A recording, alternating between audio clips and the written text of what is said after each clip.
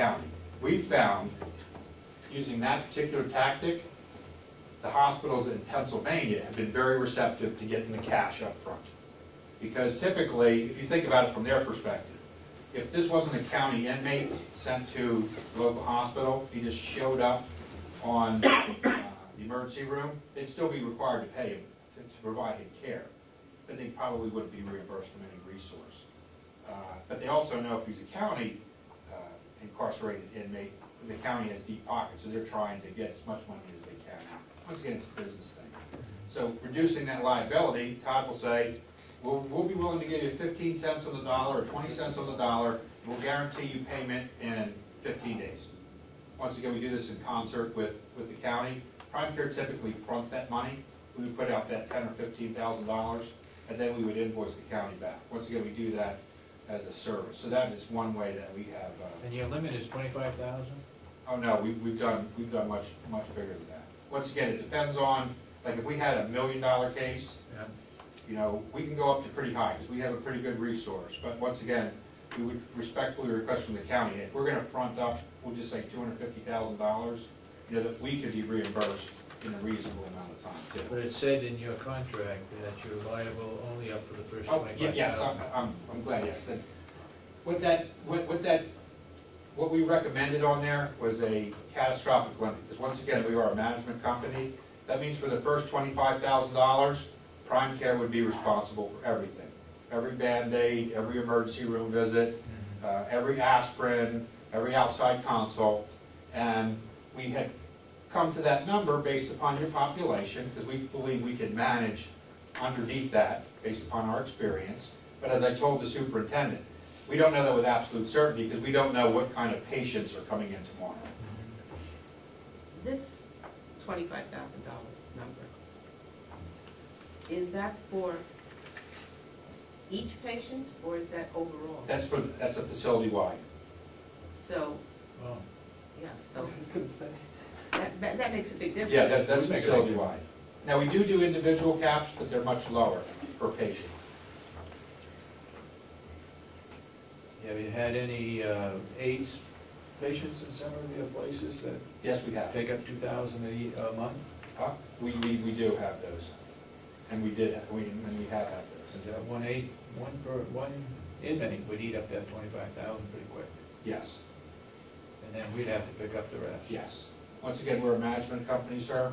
What we try to do is manage your dollars, and we know if we're not managing your dollars at the end of the year, when the budgeteers get together and they put together, well, last year without Prime Care, we paid, once again, I'll just pick a number, $322,000. This year with Prime Care, we paid $375,000. I, just like you would, as a fiscal manager, would go, why do we have Prime Care? We've been able to control costs in all the counties, and that's why we're still in business after 25 years. Any questions over here? I was just saying that we're responsible for all of it now anyway, so it's $25,000, but it's $25,000 off the top. Yeah. I mean, you know. If I may, Frank, the $25,000, the catastrophic fees, that's for those that we send out, correct? That's correct. So that's not, I don't know if, are you under, the way you're taking that is Let me just explain it this way. There's what we call routine services and non-routine services. Yeah. Non-routine services are typically those that we can't do inside the jail. That means we have to send the inmate out for the cardiac surgery. We have to send them out for the orthopedic consult. We have to send them out for a variety of reasons. All the services that are currently inside the jail, all prescription medications that are inside the jail, that's included in our pay. And that's based upon your staff recommendation. Yes. Now we do have What about if they have an outside doctor? A very good question. Typically what we do is we have a managed formulary. And it's no secret. Our managed formulary contains a lot of generic medications because, of course, they are cheaper. What we do is when that patient comes in for an intake, as part of our intake process, the questions are, well, what medications are you taking? They're all listed. A phone call goes to our medical director and or provider and says, these are the medications that this inmate alleges that he's on. The doctor makes a decision. based upon his medical experience, to say, okay, this medication, which is a brand name, can be substituted with this generic. And that's honestly, that's one of the ways we save money. There are some exceptions to that though, sir. Typically, if we have an inmate who has come from a state facility, a state mental health facility, who's on mental health drugs, our doctors have been very, I'm trying to think of the best word. Cooperative, thank you, to try not to change those medications. Because we realize, typically those inmates that are at a state facility or an outside mental health facility come back to the jail, typically they're stable. And the last thing we want to do is bring an inmate in there, change their medication, Amy knows, and Denise knows, and then all of a sudden they're acting out. What they do is they assault the staff, they assault nurses, and they get out there. So mental health drugs, we really take a close look at that. And we typically, the doctors, once again, it's a medical decision, they typically won't change those medications provided that the inmate is on a legitimate prescription from an outside provider. And we verify that too, that's part of our service. We just don't go, oh, inmate Frank, he's taking OxyContin, and Vicodin, and all this other stuff. Okay, thank you, we'll take all those down. We verify the prescriptions, and then the doctor typically makes a decision. Prime Care's overall policy for narcotics in the facility is we like to have this many, because inmates typically are drug seeking and they will seek out the narcotics. Unfortunately, we don't have this inmate any longer, but he cost us $65,000 for heart surgery. Plus, then, on a monthly basis, there's certain things that they have to go. So how much of that do you cover? Okay, that would be a good example. We would cover if we only had that single inmate, we would pay the first $25,000, all that cost. So if your cost was $65,000, we would pay the first $25,000, and the county would only pay the difference. And then what about follow-up? Follow-ups, anything above that catastrophic cap, that would be the county's responsibility. Now, I will say, the follow-up, yeah, that's correct. Whether it's inside or outside? Yes. If it's inside follow-up, you pay? For a cardiac patient, we probably couldn't be able to do an inside follow-up. Could not. Could not. Once again, if you look at the facility, you know, we have some facilities, one in Berks County, which literally has a medical infirmary. They have 20 beds for mental health, 20 beds for medical. It's like going into, honestly, one of these acute care facilities. And then we also have Perry County, which is in central Pennsylvania, which is literally the closet I was describing, with a chair and maybe an exam table squished against it, and a small little computer, and you're operating in 100 square feet. Do you service any federal inmates?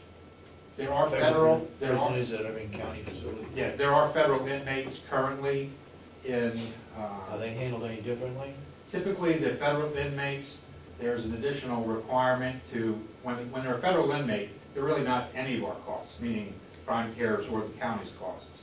Federal inmates typically are paid for by the feds. But you would handle that? But we handle that.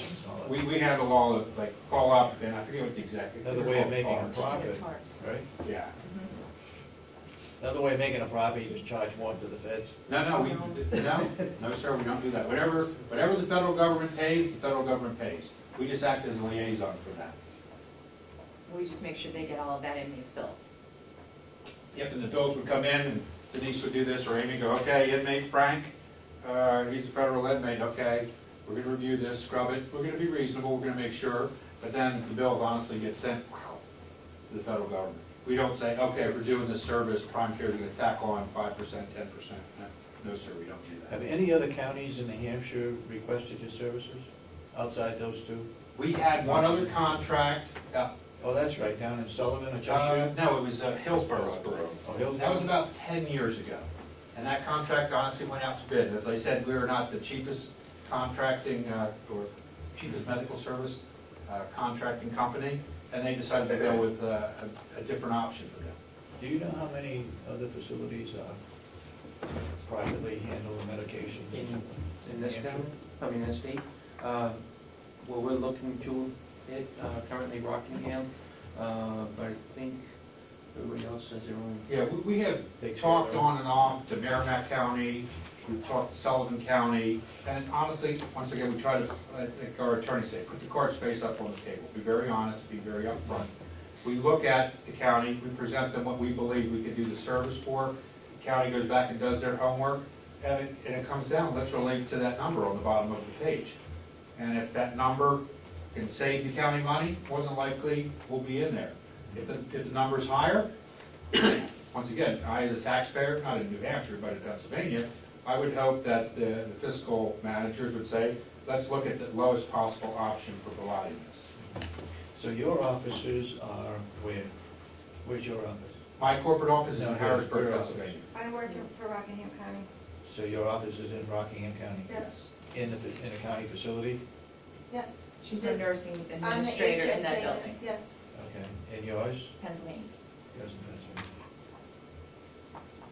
So your administrative coordinator is located in the county facility, not in a separate building? Yes. We call that person the health service administrator. Or the NCCH calls them the responsible health authority. It's the nurse or the designee that we say, you are responsible for the health care at that facility. Doesn't necessarily have to be a nurse. We strongly recommend it to be a nurse. But yes, sir, that's the designation. So we have roughly, we have 69 inmates, and we have 3.5 nurses. How would you compare that? Would that be overkill, underkill, or Once or again, the number of inmates? not knowing your population, because I don't know the specific problems, like every county that we have, there's certain, like in Berks County, there's a very high drug usage for methamphetamines. So therefore, that kind of drives kind of the medical care. And I honestly don't know the types of medical issues that you are having here in Carroll. But what I would say is, it depends upon the county, once again, how much money the county has for the medical service. And honestly, it's also driven by the bad outcomes, the bad medical outcomes that the county has had. And I've seen some counties say, well, you know what, we only need one nurse, Monday through Friday, first shift. And that's fine. Nothing has ever happened. We're all good. Until something bad happens on second shift or third shift, and then there's a bad patient outcome, potential litigation, and now the county's writing a bigger check, either for a settlement or losing the job. Then the county typically would come back and go, we probably need another healthcare provider on second shift. We do manage facilities where we don't have 24/7 coverage. From Frank's perspective and Prime Care's perspective, the best way to reduce your risk, the county risk, is to have that nurse essentially 24/7. But putting on my business hat, I also understand that the biggest single cost, you typically in any organization, is your personnel costs. And you have budgeted X amount of dollars, and for that you can get X amount of staff, and you know, if you had all nurses on all 3 shifts, honestly, that would be more coverage for you, reducing your overall liability, your risk for healthcare. But some of our counties in Pennsylvania have said we only need 2 shifts, first and second shift, depending upon when they start, either 7 to 11 at night or 6 to 10. It honestly comes down to a county's decision. What I would recommend is, as a group, try to talk amongst yourselves, look at the kind of healthcare problems that you have had, and kind of do kind of a what-if scenario. What if you had a management company in here? I don't know if you had any litigation at all. I don't know if there's any other serious problems that you had. And you kind of look at what we're offering, compare it to what you had, and said, you know, if we had Prime Care 2 years ago, when we had this patient, kind of like your question, sir, kind of where would we be overall? Honestly, in a smaller facility, and yours is kind of on the smaller side, I consider smaller less than 100.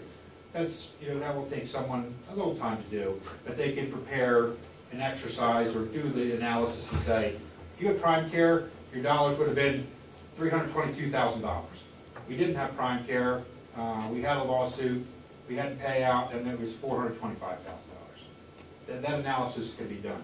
Do I believe this is a minimum number of nurses? Yes, I do believe this, they could do the job.